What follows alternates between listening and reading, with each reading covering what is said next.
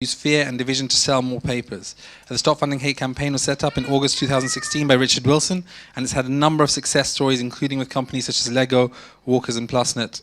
In addition, Richard has been across the world, including at the UN just last week, talking about the campaign as it snowballs into something quite impressive.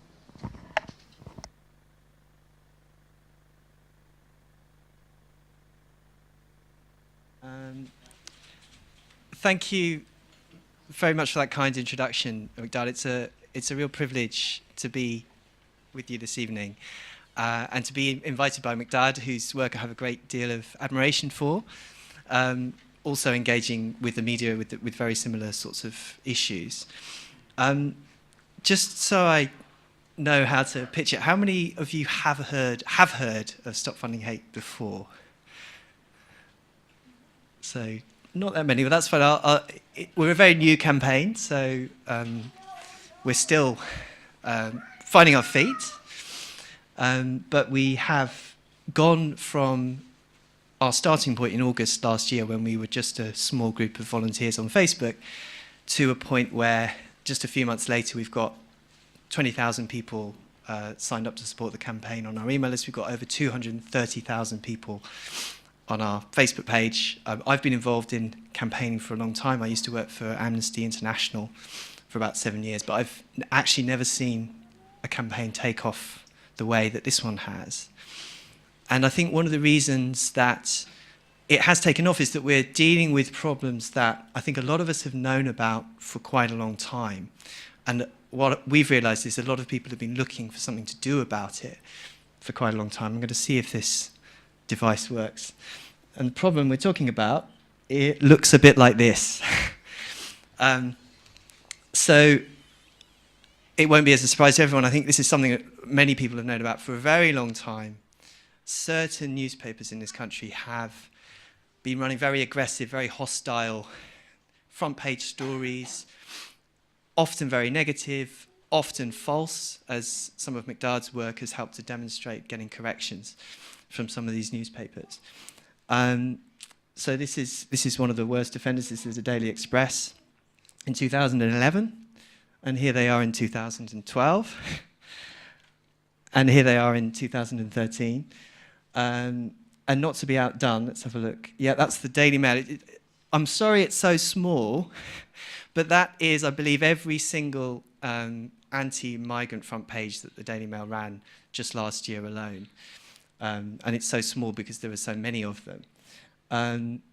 But we know that it's not only migrants, and many people will know all too well here that Muslims have been targeted very aggressively as well, among other groups. But particularly in the last few years, it seems to be a consistent theme that Muslims and migrants in particular have been targeted. And here are some of the more unpleasant front pages from the Daily Express as well. But the wake-up call for a lot of people, including myself, and I was working at Amnesty International at the time, was when it wasn't just talked about in the UK as a problem. We actually had the United Nations putting out a statement warning of the dangers of the hate that we were seeing in our media. So this takes it outside of the context where, you know, people in the UK may have their issues with the media. Suddenly you've got the international stage, statements from the United Nations, basically in quite strong terms. And the trigger for this particular event in 2015, this statement that the UN put out, was an article in the Sun newspaper where a columnist compared African migrants to cockroaches. So quite dehumanizing, demonizing language. And the UN put out a really strongly worded statement. It's one of the most critical things I've seen anyone write about the UK media. And this was from the UN High Commission for Human Rights. And they didn't just talk about this one story that there had been in the Sun newspaper. They pointed out that this had been going on for decades, that we'd seen these kinds of stories in enormous volumes, and that many of them were very distorted and some were completely made up, gross fabrications. Again, this probably won't come as a surprise to many people, but to hear it from the UN felt like a bit of a wake-up call. And then that statement from the UN concluded with a really stark warning, talking about the fact that we've seen this before, that history has taught us the dangers of this kind of demonization. So that was a particular moment. But then, of course, over the next couple of years after 2015, it seems to get worse and worse. We saw more and more of these stories. And then, again, we've had The Sun and the Daily Mail called out for hate speech last year. And the Muslim Council, absolutely correctly, has pointed out that, unfortunately, this kind of stuff in the media, it's not just offensive, it's creating real problems in people's lives. It's leading to hostility and xenophobia and racism. That's something that academics have also warned about from the University of Leicester, basically saying our media is fueling a situation where hate crime is happening.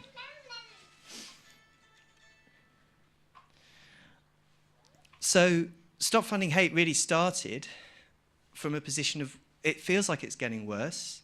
People have been talking about this problem for a long time. It's not getting solved. Can we do something different? And you'll see here a nice big picture of Lego. Lego's giving away free toys on the Daily Mail in this newspaper from last year. And we thought, well, how about we talk to advertisers? Because there are lots of people doing good work, like Madada's been doing, dealing with the self-regulator, getting corrections from the papers. There are people who've been working on trying to get the law changed, try and get greater protections against hate speech. But it felt like there was a gap because more than half of a newspaper's income comes from its advertisers. And at a time when sales are going down, this is more and more important for them. So if you want to have an influence on the newspapers, it seems like talking to advertisers might be a good place to start. So we started a small online campaign.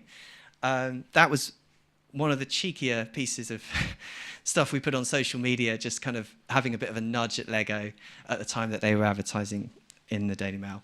But the thing that really seemed to capture people's attention was that we're very lucky to have a very talented video maker who has been volunteering with us right from the start. And I thought maybe the best way to give you a sense of how the campaign's been working is to show you an example of one of the videos that we produced. So,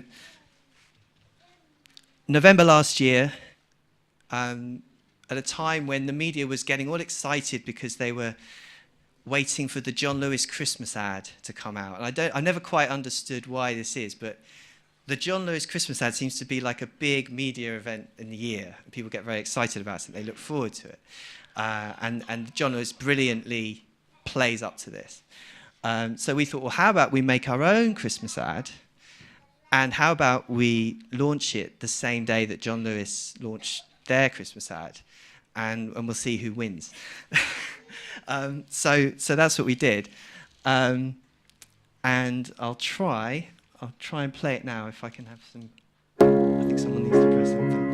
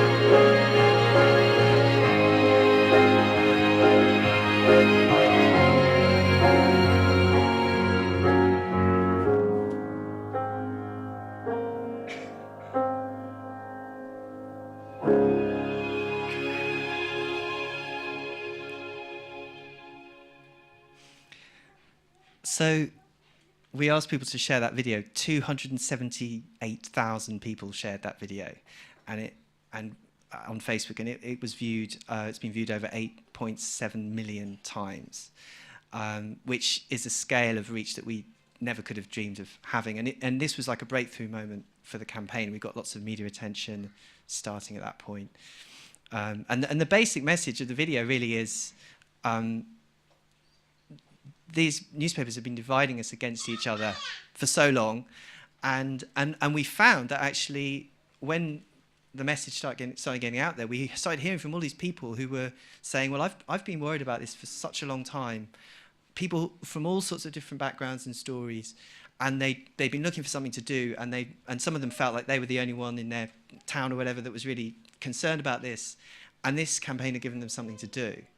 And one of the people who did something in response to the campaign is a guy called Bob Jones. Bob Jones, about the same age as me. Like me, he's a dad. He's got small kids. They play with Lego together. He loves Lego. His son loves Lego. They go to Lego Club. And he wrote this really sweet message on the Facebook page of Lego starting, I love Lego. So it was very positive. And just saying, look, I like your company. I like the toys you make. I like the way that you're a very family-friendly company. And I don't get why you're associating with this newspaper that's spreading hate. Doesn't seem to fit. And it was one of those things where a few people started sharing that message on Facebook, and then more people did, and then people started messaging us saying, look at this message, you need to share this message. So we shared Bob Jones's message, and I think it was possibly 2,000, 5,000 times it was shared, but it reached quite a lot of people. And about a week after he sent that message, and about 2 days after our video was going all over Facebook, we got this.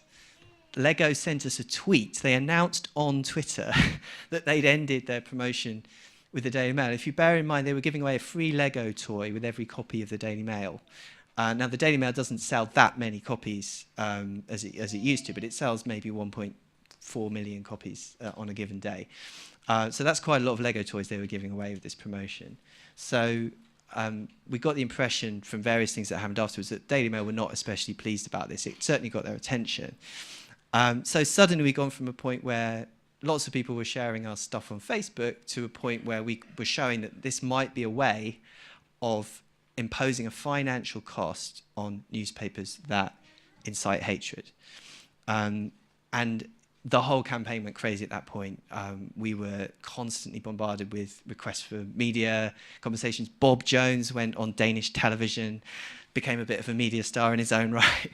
And it's kind of ballooned from there. But the key thing about this campaign, and I think the reason people have jumped on board with it, is that it's hopefully something that's quite hard to disagree with.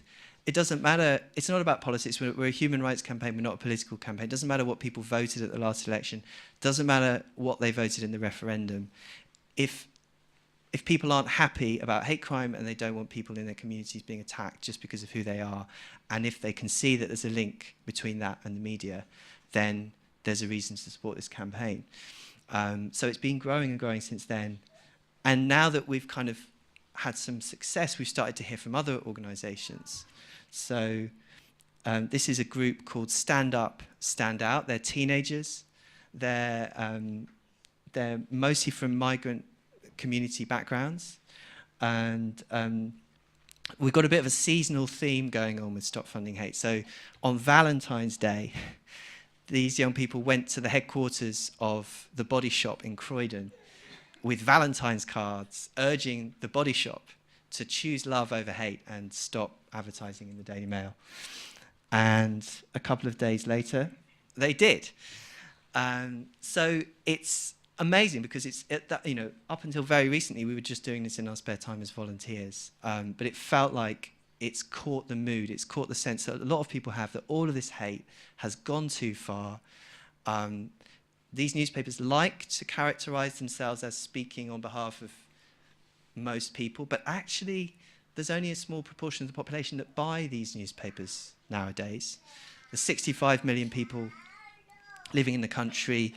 Maybe 1.5 million people buy the Daily Mail, 1.6 million people buy the Sun, 400,000 people buy the Daily Express. So if you add that up, out of 65 million people, that's a small minority who are actually buying these newspapers. And even if you believe that everybody who buys these newspapers agrees with every single word that's printed in them, that's still significantly less than 10% of people.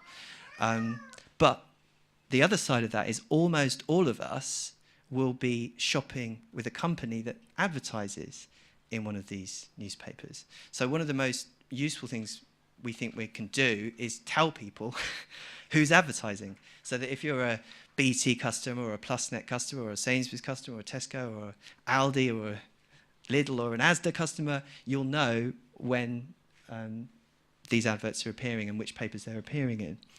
And the other interesting thing that's happened in the campaign is we've heard a few times now from companies who've quietly told us, yeah, we've stopped advertising or we've reduced our advertising, but they're quite keen for the world not to know who they are, because there's still that fear factor, I think, about some kind of backlash if they put themselves out there.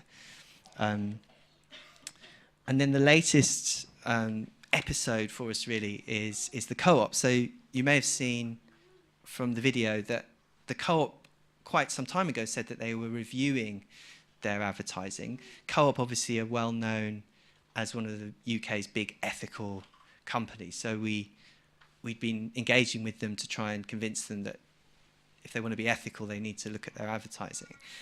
And they're still thinking about it, is probably the best way of saying it. But they have actually acknowledged that there's a problem here. The Co-op have said, yes, we are troubled by what's happening in the papers that we're advertising in. But what they're doing at the moment is they're trying to sit down with the Daily Mail and persuade them to be less hatey. I don't know if that's a slightly unfair way of saying it, but they're trying to change it through engagement. I have to say I'm a little bit sceptical that that's going to have the result that they hope it will have, but that's what they're doing at the moment. And actually the annual general meeting of the Co-op group is tomorrow, and they've agreed that they're going to have a sort of panel discussion there about their advertising policy. So sort of to coincide with this week's events, the National Union of Students put out a statement yesterday calling on the Co-op to pull out and stop funding hate, to put a bit of extra pressure on them really ahead of their AGM. And the reason this is particularly important is that actually the National Union of Students is a customer of the Co-op. They have commercial relationships with the Co-op because they run student unions all around the UK, and they purchase things from the Co-op. So this is actually a whole other level of pressure that's coming out. So we don't know what's going to happen next. It's a very interesting time. I think probably at the Co-op AGM tomorrow it will be just a reiteration of their existing position, but who knows, they may surprise us. But the other thing that's been happening is that we've been thinking, well, how do we get this idea kind of embedded in the way that companies do business? Because it's great that Lego have pulled their ads, it's great that Body Shop have pulled their ads, it's great that these other companies have quietly said that they're making changes. But we might not be around forever. Things might move on. How can we try and make a change that's actually going to have a lasting impact? And the idea we had was, what if there could be a movement around advertising that, like the movement that we had around fair trade a few years ago, and I saw just in the corner there there's a sign saying we're a fair trade mosque. That fair trade is an idea everyone gets and everyone support. Well, it's very hard to argue against fair trade, but there was a time when it was a very new idea, and people had to do that hard work of persuading companies that this was a sensible thing to do. It was the right thing to do. It was also a sensible thing to do in business terms. And we think we're at the same position with advertising. So our sort of argument to companies is, if you want to be an ethical company, you have to think about the impact of your advertising. And if you're advertising in a newspaper that's inciting hatred, that's having a social impact. So the responsible thing to do is to switch your advertising away from those newspapers, but also make it a company policy, a kind of almost a line in their ethical policy as a company. that we will not advertise in newspapers that incite hatred. And our argument is that if enough big companies did that as a matter of policy, you could address not only the hate that we've got in the UK, but this wider problem we've got throughout the world of fake news and hate being used to drive clicks to all these new and actually even more extreme websites that are popping up. So we were very lucky to get the opportunity to engage with the UN. But before I highlight that, I just wanted to mention the other thing that's happened is that this idea that we've had has started to occur to people all over the world. So there's a campaign in Denmark called Stop Funding Hate DK, where I think it was partly because the news in Denmark about Lego prompted some people to say, hang on a minute, we've got a bit of a problem here. And they got a whole load of Danish companies to pull their adverts from some extremist websites in Denmark. But the big success story is, I don't know why it's always America, but it's America again. That there's a campaign called Sleeping Giants in America, which has kind of been galvanized by the extremism that we've started to see going mainstream in America. And this campaign has got over 2,000 advertisers to pull out from a very extreme website called Breitbart, which kind of makes the Daily Express look mild by comparison in terms of some of the hate that's there. But partly because it's so extreme, there's also been a pushback among a lot of Americans who, again, don't think that this is what their country should be about, and they're pushing back. So last week, as McDad mentioned, I got the chance to speak to a meeting in Geneva where basically governments around the world are getting more and more worried about the rise of xenophobia and racism. And this is something that I think many people, certainly I did, felt was a shameful period of our past that we were gradually getting over. Even if things aren't perfect, we were moving in the right direction, and now it feels like it's swinging back. And I think a lot of countries are having the same concerns. And so there are meetings now happening at the UN to think, what can we do to push back against this rise in xenophobia? And we were invited to just talk a little bit about what we've been doing. We also made sure we mentioned the other campaigns around the world, and we pitched to the UN the idea of trying to make ethical advertising a business ethics issue. And it's early days, but it was actually a really positive response. We had this bizarre long session where loads of member states sat there and read out their prepared statements, but about half an hour in after my sort of pitch, the government of Estonia representative sat there and read out her prepared statement, and then at the end she said, and I couldn't agree more that hate is a business model and we need ethical advertising. So it's an idea that feels like it's starting to get out there. We also had backing from Belgium, which I was quite pleased about because that's where my wife's from. So we don't know where it's going to go next, but it's going somewhere. So I'm going to wrap it up soon after this, but I thought I'd just end on like 3 things anyone can do if you're interested in this idea and you want to support it. If you're looking for something to do, there are 3 things you could do today or tomorrow. Firstly, lots of people are writing to the co-op group directors to add their voice to the campaign for the co-op to take the lead, show their credentials as an ethical company and pull out of these newspapers. So that's one thing we're encouraging people to do. The second bit is something that's coming up.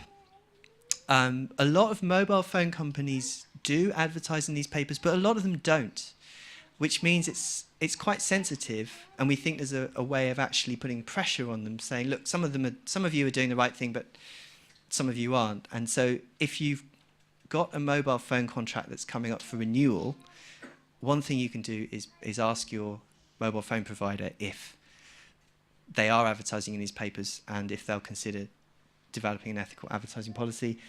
And then the last thing is just to check out the campaign. We're on Facebook, we're on Twitter, and we have a website. So that's just the details there for the campaign. But I think I'll stop there and leave time for questions if anyone would like to ask anything. Thank you very much. We have time for questions, if there are any questions from either side.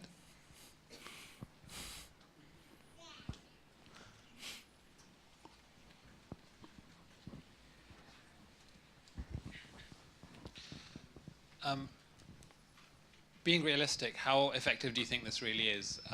And if you don't think it's effective, then what more can be done to make it more effective?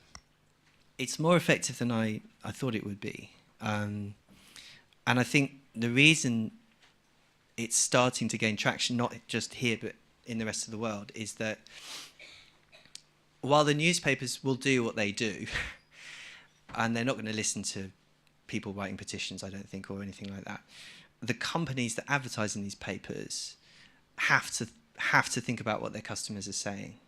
So it's a numbers game. If 10 people write to the co-op, it's not going to make a difference. But if 1,000 people do, 10,000, more than that, there comes a point where the pressure will become very hard for a company to resist. And they can always advertise elsewhere. They're not locked into advertising in these newspapers. So I think it's growing, and every day more people are supporting our Facebook page. I don't know how long it's going to take. I don't know how many people need to be involved, but I do think it's about reaching a tipping point, and it feels like we're getting closer to the tipping point than we were certainly just a few months ago.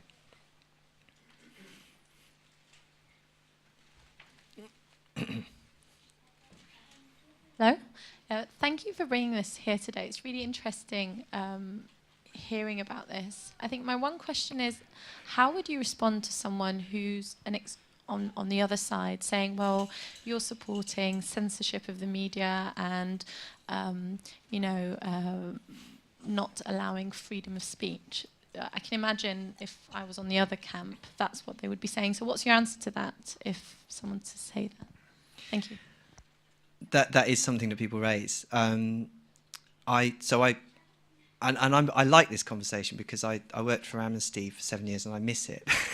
and when I worked for Amnesty, I met people who'd been locked up for expressing their views. I met people who'd been attacked, beaten up for expressing their views. And I think there's a difference because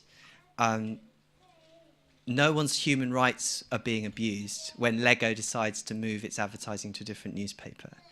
And we're actually, because we're a consumer campaign, we're not calling for the government to come in and shut down any newspapers. We're not calling for anyone to be banned. These newspapers can say what they want to say, but if you're a customer of a company that advertises in these newspapers, you have freedom of speech too, and you have a right to speak out and say, I'd like my money not to be used to finance this stuff.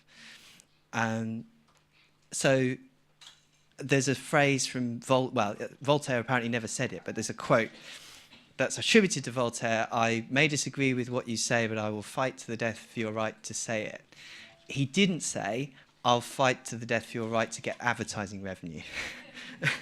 So there's a difference between being free to speak and say what you really believe, and being paid by everybody else to say it. So that's a distinction we make. Thank you so much. That was quite a lesson and revelation in simple words. Because the way you've explained it, it's quite simple. You support this. My only question, because I've sold newspapers before, what happened to the other 2 or 3 tabloids that were there? Are they still going? Are they still running? Are they advertising? People, do they have these headlines as well? The Sun and the Express, or other like Daily Mirror? There was a Star, there was a Daily Mirror. So it's really interesting. The Daily Mirror doesn't seem to do this at all. So they are a tabloid, and it's good. It's a good example because they show that it's possible to be a popular newspaper and not resort to these sorts of tactics. So the Mirror, seem to be in a different category. There's a really good journalist called Liz Gerard she's actually a retired journalist. She's kind of haunted by this hate thing, and she goes through and counts the front pages. And that's where some of these images we've used have come from. And so she gives them a league table. And if you look at her numbers, the Daily Mirror is totally not up there at all. The Daily Star, I think, is kind of in that direction, but their readership is much smaller, so we don't focus on them. so much. But really, the Mail and the Sun and the Express are in a league of their own. They're the only 3 UK newspapers we know who've been called out by the UN over their coverage. And in fact, I don't know of any other newspapers anywhere that have been called out by the UN.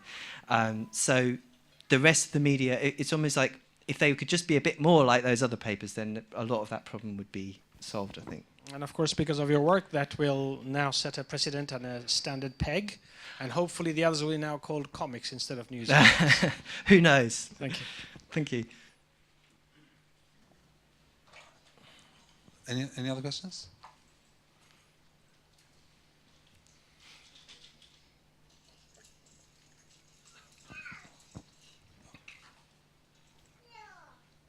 Inside? No? Okay, cool. I think then we'll end there. Thank you very much. Let's give Richard a round of applause. Thank you.